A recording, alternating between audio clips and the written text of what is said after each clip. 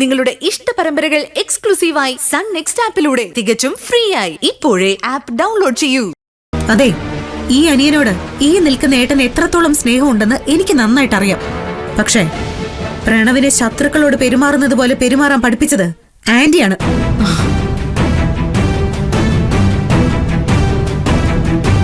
എന്നോടുള്ള പക പോക്കുന്നതിന് വേണ്ടി പ്രണവിനെ വെച്ച് ഈ കളിയെല്ലാം കളിച്ചിട്ട് ഇപ്പൊ എല്ലാവരുടെയും മുമ്പിൽ വന്നു നിന്ന് ആദർശം പറയല്ല ആന്റി. ഏയ്, നീ ഇവിടെ നാം ഉയർത്തണ്ട, മനസ്സിലായോ? പ്രണവ് ആരെ വിവാഹം കഴിക്കണമെന്നും വിവാഹം കഴിക്കാൻ പാടില്ലെന്നും തീരുമാനിക്കുന്നത് നീയല്ല. നീ എങ്ങനെ ഈശ്വരമംഗലം വീട്ടിലേക്ക് വന്നോ അതുപോലെ തന്നെയാ ശിവാനിയും ഇപ്പൊ വന്നിരിക്കുന്നത്. വസു, നീതി ഈശ്വരമംഗലത്തേക്ക് വലിഞ്ഞു കയറി വന്നവളൊന്നുമല്ല. അവളുടെ കഴുത്തിൽ ഗൗതം താലി കെട്ടിയതേ അവന് ജന്മം നൽകിയ അച്ഛന്റെയും അമ്മയുടെയും അനുവാദത്തോടും ആശീർവാദത്തോടും കൂടി തന്നെയാ.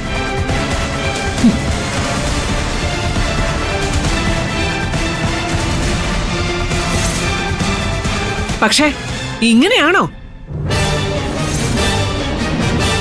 കുറുക്കു വഴിയല്ലേ സ്വീകരിച്ചത്? ചതിയല്ലേ ചെയ്തത്? എന്ത് ചതി? എന്ത് ചതിയെന്ന് ഇവനെല്ലാം തുറന്നു പറഞ്ഞതല്ലായിരുന്നോ? ഇവനൊരു ഇഷ്ടമുണ്ടെന്നും അത് നടത്തി കൊടുക്കണമെന്നും എല്ലാവരുടെയും മുമ്പിൽ യാചിച്ചതല്ലേ ഇവൻ? എന്നിട്ട് ഈ നിൽക്കുന്ന ആരെങ്കിലും അതൊന്ന് കാര്യമായിട്ട് ചിന്തിക്കെങ്കിലും ചെയ്തോ?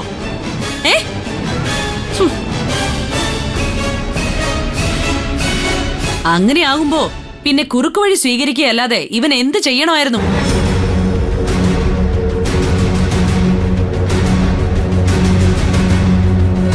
ശിവാനിയെക്കുറിച്ച് അറിയാൻ വയ്യാഞ്ഞിട്ടല്ല നീ ഇപ്പൊ സംസാരിക്കുന്നത്. ശിവാനി കാരണം ഈ കുടുംബത്തിനുണ്ടായ അപമാനം ഇനി അവസാനിച്ചിട്ടില്ല. എന്താ അതൊക്കെ മറന്നു കളഞ്ഞോ നീ? ഇപ്പൊ ഇതാ അടുത്തതായിട്ട് വന്നിരിക്കുന്നു. ഈ കുടുംബത്തിന് മൊത്തത്തിൽ നാണം കെടുത്തിയ അടങ്ങുള്ളൂന്ന് ശപഥം ചെയ്തിട്ട് വന്നിരിക്കുകയാണോ ഇവൾ? ഏട്ടാ, പഴങ്കഥ പറഞ്ഞ് സമയം കളയല്ലേ. ഇപ്പൊ എന്ത് നടത്താൻ പറ്റുമെന്ന് ചിന്തിക്ക്.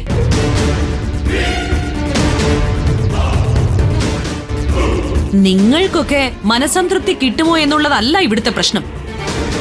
എന്തായാലും ഇവരുടെ വിവാഹം കഴിഞ്ഞു. വധൂവരന്മാരെ ഇങ്ങനെ മുറ്റത്ത് നിർത്തി വഴക്കുണ്ടാക്കുന്നതാണോ അന്തസ്?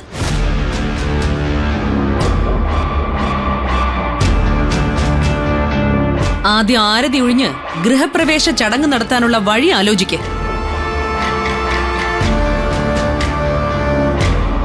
എന്തോന്നോ വസു ഇത്?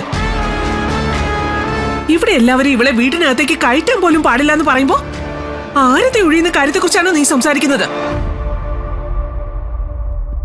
നിങ്ങളുടെ 3 പേരുടെയും പ്ലാൻ എനിക്ക് നന്നായിട്ട് മനസ്സിലായി.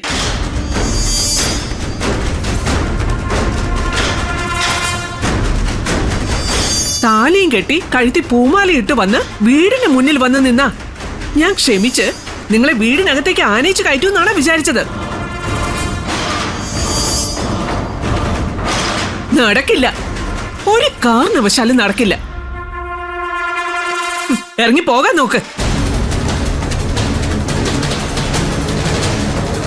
എന്നാലും ഏട്ടൻ ഇങ്ങനെ ചെയ്തു കളഞ്ഞല്ലോ ഏട്ടാ. ഈ ചേച്ചിയുടെ സ്വഭാവം നന്നായിട്ട് അറിയാവുന്നതല്ലേ? ദേദേ, ഇതിനിടയിൽ നീ കൂടി തലപൊക്കാൻ നിൽക്കണ്ട, മിണ്ടാതിരിക്കവിടെ. നിനക്കാരും ഇല്ലെങ്കിലും കുഴപ്പമില്ലാന്ന് തീരുമാനിച്ചിട്ടല്ലേ ഇവിടെ നിന്ന് ഇറങ്ങിപ്പോയത്. ഇനി അങ്ങനെ മതി. ഇനി ഞങ്ങൾക്ക് 2 മക്കളേ ഉള്ളൂ. നടുക്കുണ്ടായ ഒന്നിനങ്ങ് എഴുതി തള്ളി.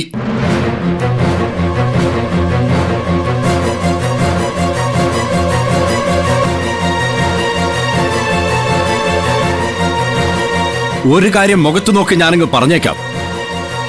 ഇനി നീയും ഞാനും തമ്മിൽ യാതൊരു ബന്ധവുമില്ല. അതുപോലെ ഞാൻ അധ്വാനിച്ചുണ്ടാക്കി ചില്ലി കാശിന് പോലുള്ള അവകാശം നിനക്കില്ല. സ്വത്തോ വകയോ ചോദിച്ച് ഈ പടി കടന്ന് ഇങ്ങോട്ട് വരികയും വേണ്ട. സ്വത്ത് പണം എന്നൊക്കെ ഇപ്പൊ 2-3 തവണ പറഞ്ഞല്ലോ. എന്താ സ്വത്തും പണമൊന്നും ഇല്ലാതെ ഞങ്ങൾക്ക് ജീവിക്കാൻ പറ്റത്തില്ലേ?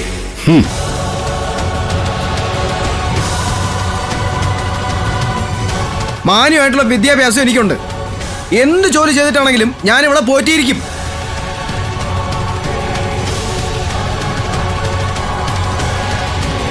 അതിനുള്ള തന്റെ ഇടം എനിക്കുണ്ട്.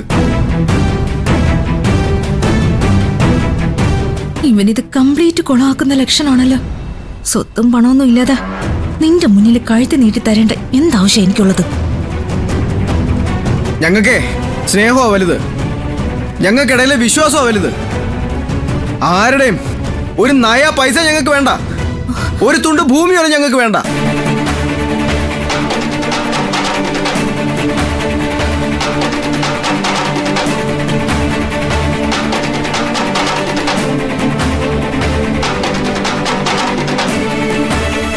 ശിവാനി വാ, നമുക്ക് ഇറങ്ങാം. ഏയ് പ്രണവ് നിൽക്ക്. പ്രണവെന്തിനാ ഈ വീട്ടിൽ നിന്ന് പുറത്തു പോകുന്നത്?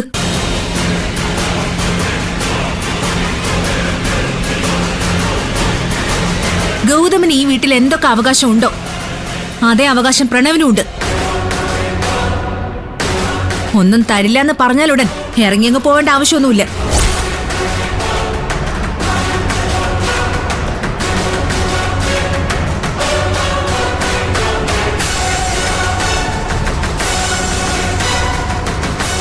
ഈശ്വരമംഗലം ഗ്രൂപ്പിന്റെ സമ്പത്ത് മുഴുവൻ ഗൗതമോ ഗൗതമന്റെ അച്ഛനോ മാത്രം സമ്പാദിച്ചതൊന്നും അല്ലല്ലോ. ഈ നിൽക്കുന്ന വസുന്ധരാന്റിയുടെ അധ്വാനവും അതിലുണ്ട്.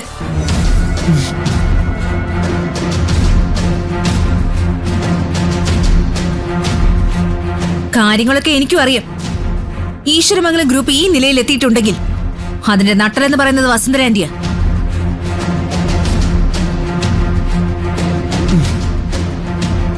പ്രണവ്, നമ്മൾ എന്തിനാ ഈ വീട്ടിൽ നിന്ന് പുറത്തു പോണം?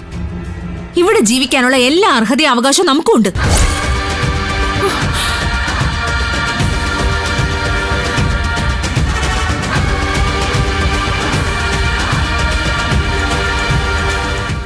ഇവിടെ പറയുന്നെല്ലാം കേൾക്കുന്നില്ലേ നിങ്ങളൊക്കെ? ഈ വീടിന്റെ മുറ്റത്ത് കാല് ചവിട്ടിയപ്പോ തന്നെ ഇതാണ് വർത്തമാനമെങ്കിൽ കെട്ടി എഴുന്നള്ളിച്ച് അകത്ത് കൊണ്ടിരുത്തിയ എന്തായിരിക്കും സംഭവിക്കാൻ പോകുന്നത്? ഈ കുടുംബം തന്നെ ചന്ന ഭിന്നാക്കും ഇവള്.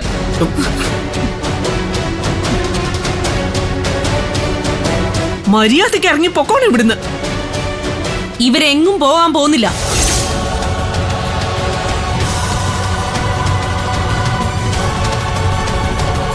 ഇവരെ ഇറക്കിവിടാൻ ഞാൻ അനുവദിക്കില്ല.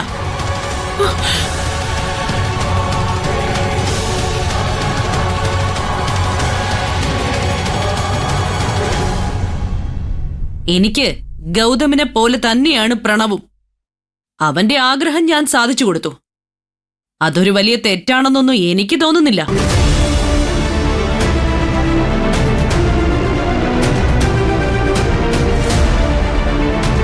തെറ്റാണെന്ന് നിങ്ങൾക്ക് തോന്നുന്നുണ്ടെങ്കിൽ തൽക്കാലം അതങ്ങ് ക്ഷമിച്ചു കളഞ്ഞിട്ട് ഇവരെ അകത്തേക്ക് കയറ്റുന്നതായിരിക്കും നല്ലത്. ഓ, പ്രണവിന്റെ ആഗ്രഹം സാധിച്ചു കൊടുത്തു എന്നുള്ള ന്യായമൊന്നും അമ്മ ഇങ്ങോട്ട് വിളമ്പണ്ട. ഇതിന്റെ പിന്നിലെ സർവ്വ കുബുദ്ധിയും അമ്മയുടെ ആണെന്ന് എനിക്ക് നന്നായിട്ട് അറിയാം. അമ്മ ആഗ്രഹിച്ച പോലെ തന്നെ പ്രതികാരം ചെയ്യാൻ പറ്റി, പക വീട്ടി, അല്ലേ? ഞാൻ ചെയ്യുന്നതൊക്കെ നിന്റെ നന്മയ്ക്ക് വേണ്ടിയാണ് ഗൗതം. അത് നിനക്കിപ്പോ മനസ്സിലാവില്ല. ആ, മനസ്സിലാവുന്ന ഒരു സമയം വരും. അതുവരെ ഞാൻ കാത്തിരുന്നോളാം ഗൗതം. എടുത്തി ആരതി എടുത്തുകൊണ്ട് വന്ന് ഇവരെ അകത്തേക്ക് സ്വീകരിക്കുന്നുണ്ടോ ഇല്ലയോ? ഇല്ല, എനിക്ക് ജീവനുള്ളിടത്തോളം കാലം അത് നടക്കില്ല.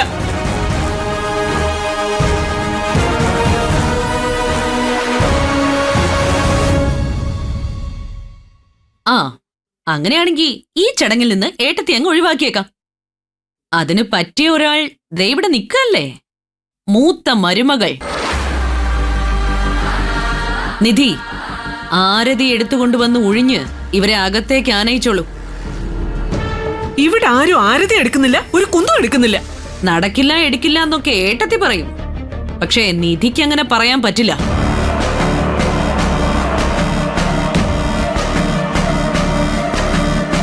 പ്രണവിന്റെയും ശിവാനിയുടെയും വിവാഹം നടന്ന് പ്രണവ് കെട്ടിയ താലിച്ചരടുമായി ശിവാനി ഈ വീടിന്റെ മുറ്റത്ത് വന്ന് നിന്നാൽ ആരതി ഒഴിഞ്ഞ് അകത്തേക്ക് കയറ്റിക്കോളാമെന്ന് എനിക്ക് വാക്ക് തന്നതേ ഏട്ടത്തിയുടെ ഈ നിൽക്കുന്ന മൂത്ത മരുമകള് തന്നെയാ.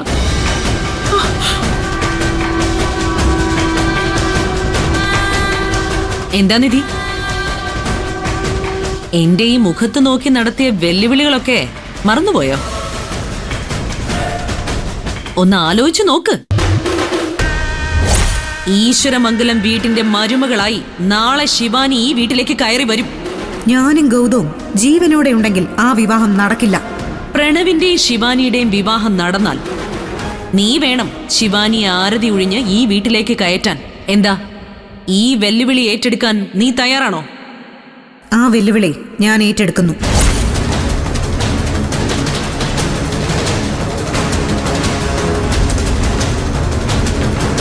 ഞാൻ എന്റെ വാക്കു പാലിച്ചു. പറഞ്ഞതുപോലെ തന്നെ പ്രണവ് ശിവാനിയുടെ കഴുത്തിൽ താലി കെട്ടി. വെല്ലുവിളിയില് നീ തോറ്റു.